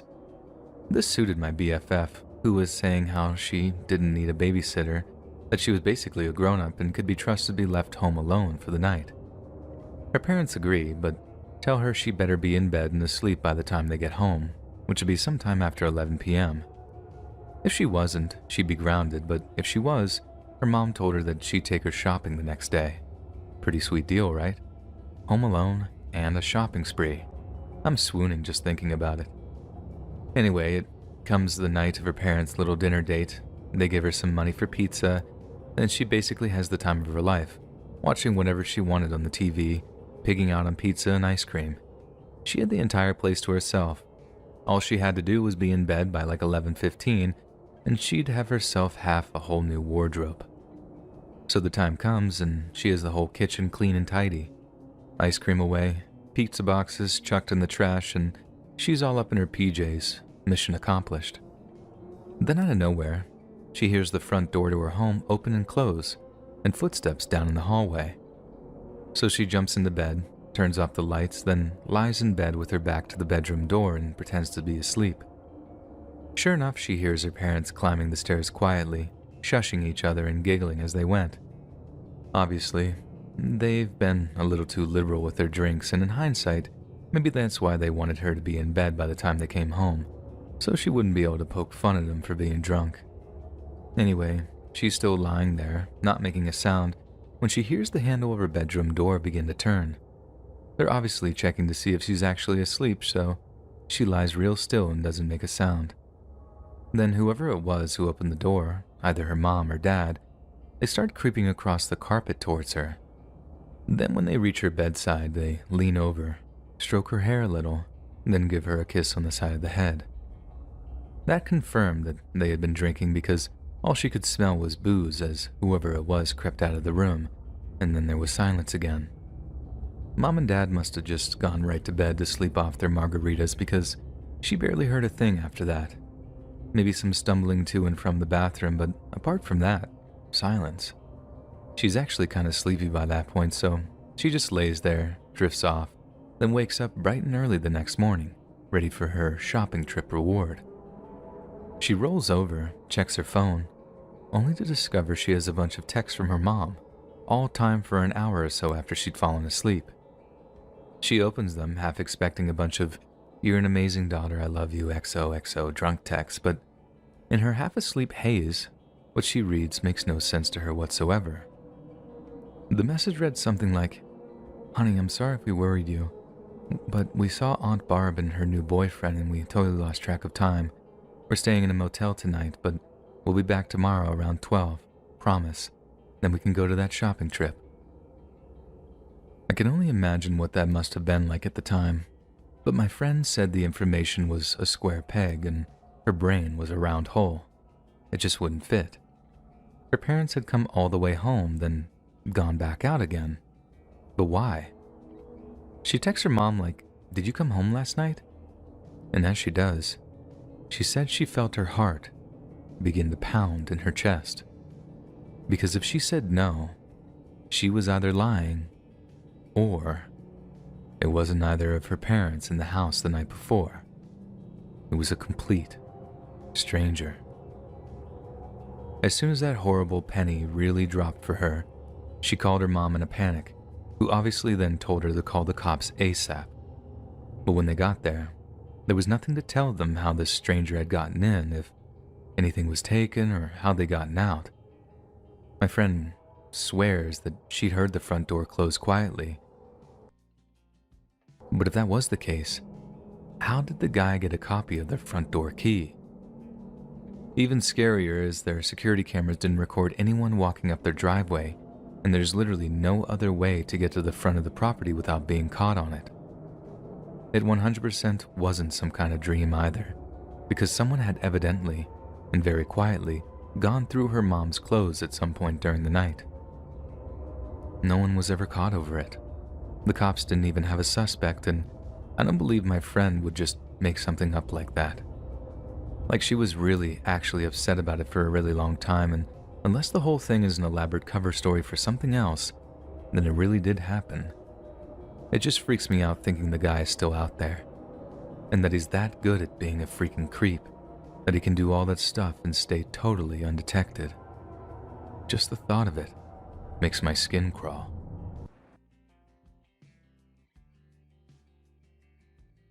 I've actually had stalkers ruin 2 separate Thanksgivings, each about 5 years apart, and the first was at an alarmingly young age, too. I was 13 while he was 12, and we had math class together. Pretty much everyone knew he had this huge crush on me, which wouldn't have been a problem on its own, but this kid was also the biggest perv I've ever met in my life. I know that's quite a bold claim for a 12-year-old, but it was a huge problem at our school for a while. He used to try to look up girls' shorts or grab them in the hallway. He once got caught sneaking into the girls' locker room with one of those old-style flip phones with a camera, too, and I had no idea how he managed to get away with just a few weeks suspension over it. Needless to say, it was no surprise that he began to harass me when he asked me out and I rejected him. He would wait for me at my locker every day and whisper creepy stuff to me as I walked past. Stuff I definitely wouldn't be able to type up word for word because it'd 100% get this taken down. He then started following me to class. Like I have no idea how, but he worked out exactly what my timetable was, so he was able to basically just track me around school.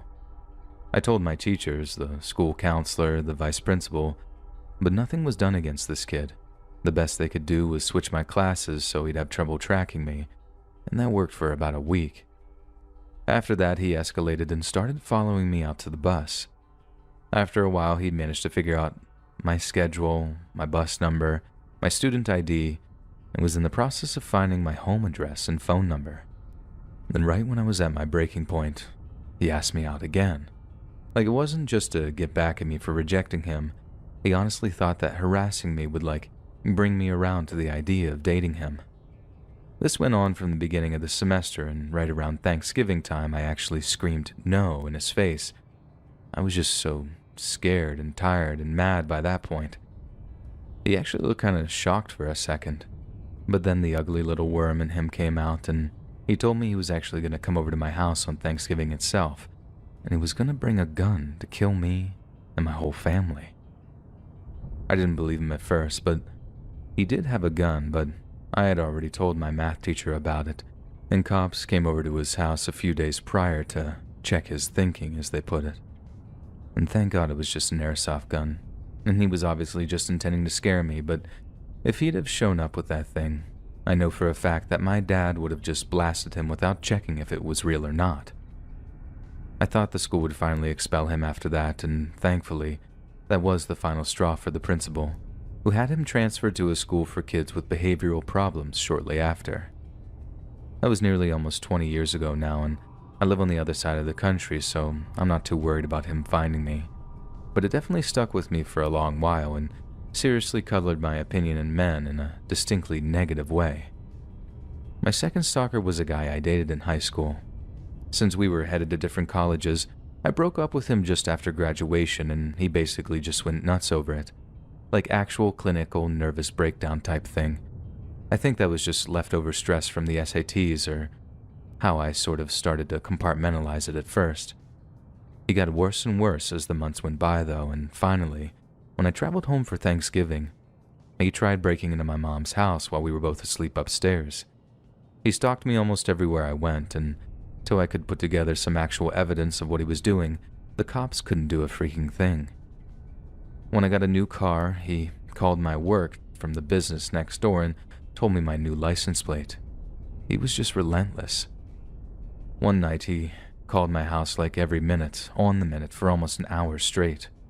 My parents had to unplug all the phones to get some peace, and my dad called the cops from his cell phone.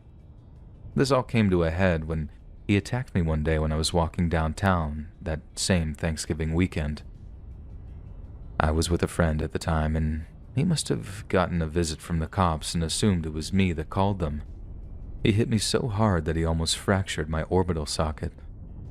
And finally, he went to jail for a few months, and that gave me a way out. I moved an hour away, changed my number, got a new job, and blocked him on any social media I had. In addition to lockdown privacy settings, he's moved to a different town and is still wildly unstable. My life has gotten so much better, and I've had so many positive changes, and I hope he never hears about any of it. But there's definitely a little piece of my trauma that I'm not able to let go of. Stuff that just changed you, and you're left constantly looking over your shoulder, carrying a taser, always ready to fight if that one nightmarish person turns up in your life again. Because I know that if he does find me again, he won't give me another chance to get away.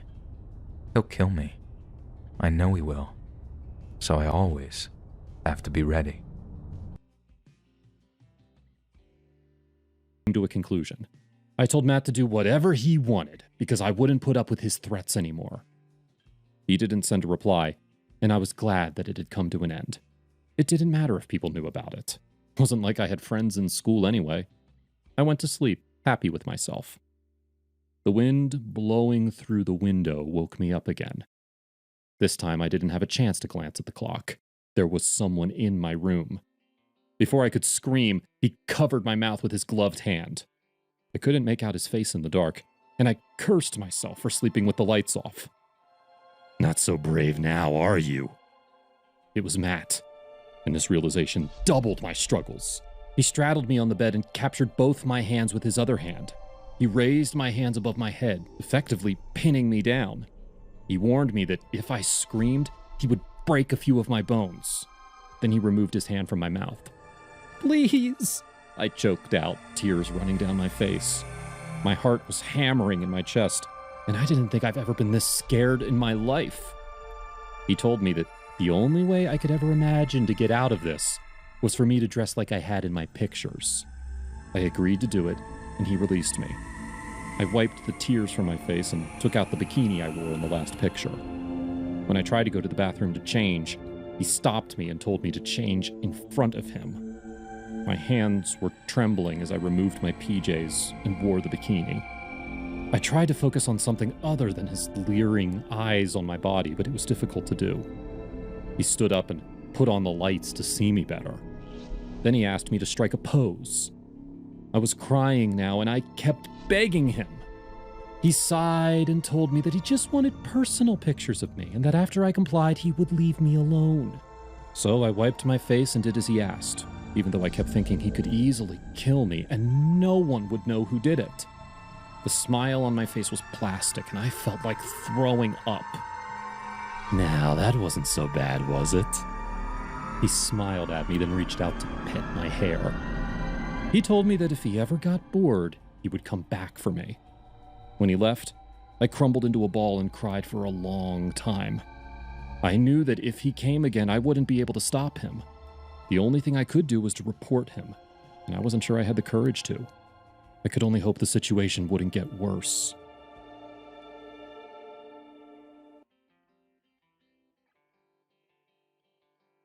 I grew up in a single-parent household. Just me, my sister, and my mom, with my grandpa occasionally lending a hand with parenting duties. And when I was about 4 or 5 years old, we were broken into, twice. I didn't know all the details of the whole thing until years later. Like, I have vague memories of moving apartments and some cops coming over to the house, but I was pretty much kept in the dark until I was old enough to handle what had gone down. For the first break-in, we were all out grocery shopping, so my mom didn't realize anything had happened until we got home. There was an open window, open drawers. The way my grandpa tells it, it's like my mom interrupted them in the middle of doing something and they climbed out of a second-floor window as soon as he'd heard us arrive. That, or whoever it was, just didn't care about people knowing he'd been there. The second break-in happened 3 months later, only this time the guy broke in at nighttime while we were all asleep. I had to get all this from my grandpa because understandably my mom hates talking about it, but the way he tells it, she basically woke up in the middle of the night and sensed a presence in the room with her. Not like a spirit or anything dumb like that, like an actual person. Then when she opened her eyes, there was someone standing next to her bed with something shiny in his hand. She told Grandpa she was literally frozen with terror, couldn't move, couldn't talk, literally petrified in the very sense of the word. Apparently the guy was mumbling something, but Mom couldn't remember exactly what. Then by the time she started begging him not to hurt her, she couldn't hear anything at all. My sister remembers walking into her room, thinking that she was having a nightmare. She asked Mom if she was okay. Mom threw the covers from over her head, saw the guy was gone, then noticed the second-floor window was open where the guy had used the same escape route as the first break-in. She put my little sister back to bed. I obviously have no memory of this because I was asleep. She called 911, then she called my grandpa. Grandpa said the cops found faint, muddy footprints all over the house, including in our bedrooms, so he'd obviously taken his time exploring the place before he'd woken my mom up. Only, this guy hadn't just been exploring. He'd been very, very busy, and it actually took us a few days to uncover all the bizarre little things he'd done, things which spoke to just how insane this person really was. The next day, when we noticed that the cat wouldn't touch her milk, Mom poured it out into the sink, thinking that it had gone sour, then got the distinct smell of bleach as she did so. She can't be certain, but she thinks the guy poured bleach into the cat's milk, wanting to kill it. Then there was the cracked empty eggs in the fridge. Not like cracked all the way, just little holes in the top with all the yolk and egg white missing. It's possible he just poured them down the sink, but Grandpa thinks the guy might have been sucking them raw. Not all that scary, I know, just freaky, you know? Mom says some meat was missing from the fridge too, raw meat. But I know Grandpa used to feed our cat from the fridge too, so we can't rule that out. A few days later, Grandpa came over in the evening for some dinner and offered to help prep for garbage day. He says one of the garbage cans spilled right as he got into the driveway, complains to my mom about tin cans in the garbage or whatever, and then goes on to clean up and finds what spilt it. Someone, presumably the guy who broke in, had thrown a pair of scissors in the trash, along with a clothing catalog he'd been cutting up. He cut the heads off almost every single model in that catalog, and the little paper heads were nowhere to be found. My grandpa thinks the guy took them as some kind of trophy, but who knows what he really did with them. Then there was the salt in my mom's work shoes, the knife missing from her knife block in the kitchen, obviously the shiny thing he'd been holding when she woke up to him in her room.